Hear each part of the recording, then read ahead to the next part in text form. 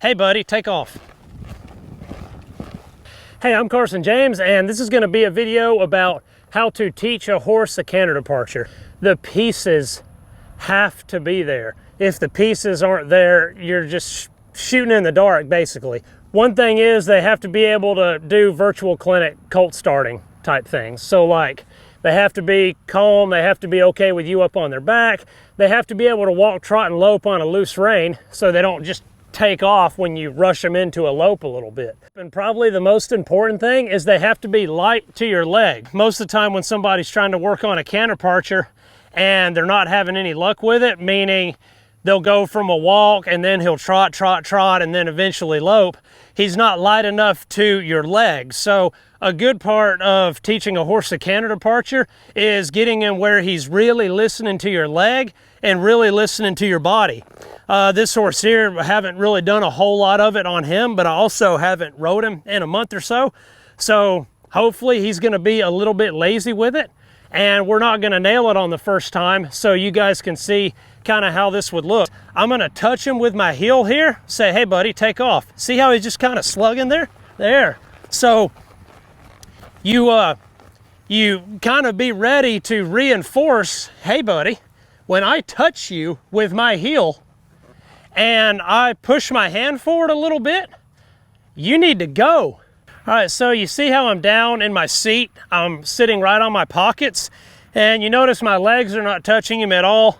My hand is just right here. It's not pushing forward or reaching. I'm in a very dead position. So one thing about canter departures, your horse needs to be really in tune to your body as well as your legs. So watch here, if I just come to life, good, he takes that as, oh, I should walk off. I never had to put any leg on him to get him to walk off like that. So I'm gonna start working towards, hey dude, that means kind of take off a few times, and then we'll try the departure and see how it goes. So I'll just sit here, I'll kind of have my reinforcer ready, maybe just kind of lay it here so I can spank like that. So I'll go, hey buddy, you feel it? Hey buddy, take off. Okay, so on that one, he didn't beat me. He did not beat me to the spank. This one, almost guaranteed that he will. Hey buddy, take off.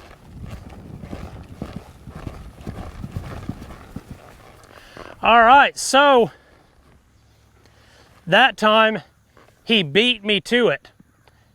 The thing is now you don't just do this on a colt's third ride. That would be probably not a great plan, but you start working towards being able to do these kind of things. So like the video Gaining Speed for Safety's Sake, where you kind of just turn them loose and say, hey, go a little bit, go, go. All of that is getting them ready to do canter departures and more advanced maneuvers. So a lot of people will say, well, yeah, but when I would work on my departures, he'll walk and then he'll trot and then he'll trot more and then he'll trot more and then he'll finally lope. That's where you kind of come in with this deal, or really hard, heavy kicking, and kind of make it unpleasant to be in a trot, and the instant he lopes, make it feel real good to him. So you can start to teach him to weed out the trot gait so he just goes right to a lope.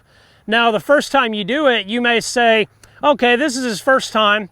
I'm gonna try it, and then he's gonna take off in a trot. I'm gonna let him go 10 steps, and then I'm gonna say, all right, dude, get into that lope. Come on, get there. Then the next time you might say 8 or 7. And then a week later, you might say 3 or 2. So you start letting them know, hey, skip the trot and kind of get your butt on up in that lope.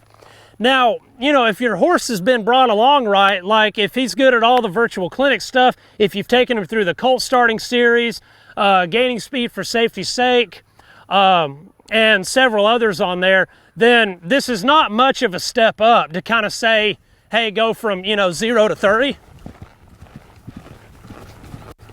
So you guys noticed he can do that without taking off. He just kind of rolls right up into a lope.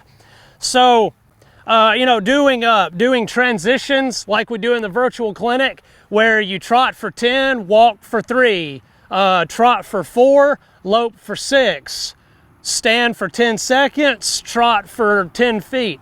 Constantly going back and forth and up and down. That'll help your transitions. It'll help balance out your horse, help get him off his front ends. There's a lot of things that need to be in place, but once your horse is ready and once you are ready, that's a really good way to go about doing it. Now, one final tip I'll leave you with, you can, if you can get him to backing up, and then as he's backing, jump him up out of that. We do that at the clinics a lot. A lot of you guys watching this that have been to a clinic, we've probably done it some, but do trot departures and get him backing up first and then go into a trot departure. That will really, really prepare one for it. So the reason you back them is it gets them to get their hind feet underneath them and load up their hocks with some of their body weight or collect. So it makes them light on the front end, makes it really easy for them to get that front end picked up to reach out to begin that lope. So like a trot departure, you know, may look kind of like this. You'll get them backing and then you'll just jump them right out into a trot. Then you'll do it again. You'll get them backing and then you'll jump them right out into a trot. See how he's kind of loading up his hocks and pushing off? Get him back in and then jump him out into a trot. You guys see how he really spring-loaded those hocks and dropped his hind and pushed?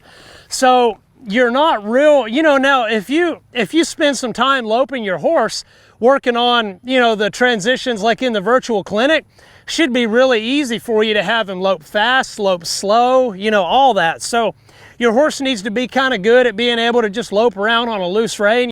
Now we'll do one and try to go for a lope. So we'll get him back in, we'll give him a little more energy now, we'll do everything a little quicker, a little more leg, maybe a click. So that one wasn't great. He kind of trotted a few of them. I'll give him one more chance and then I'll be ready to use my spanker. There it is. So quick recap for Canter departures. He has to be totally fine with walk, trot, and lope on a loose rein, and so should you. He has to be right mentally. He can't be real bothered, you know, do the colt starting series, do the virtual clinic. He needs to be really good at doing transitions, you know, speed him up, slow him down, speed him up, slow him down, walk, trot, lope, trot for 3 steps, walk for 2, up and down constantly. But probably one of the biggest things, he needs to be light to the leg. Like when you touch him, he should be able to calmly take off like that, see? Do one more here. When you touch him, he takes right off. There's no kicking, there's no flogging him with your heels. The way you get him like that is you touch him with your heel and then you show him what it meant.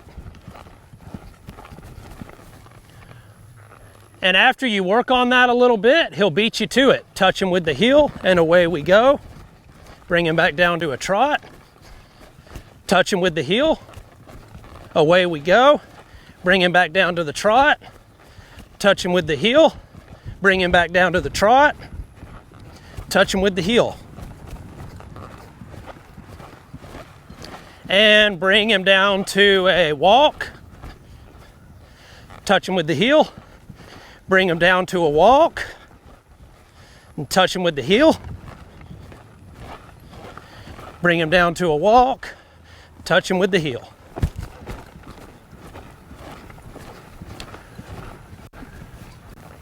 So doing things like that, that's how you get them really good at it. So hope that helps you guys out. If you run into any problems working on that, remember you can just tag me in the Buckaroo Crew and you can put up a video of you working on it and we can watch it and see what you got going on. Hope that helps you out. Thanks for watching. For more videos like this, plus a lot of other cool stuff, just text horses to 888-111 right now. Thanks for watching.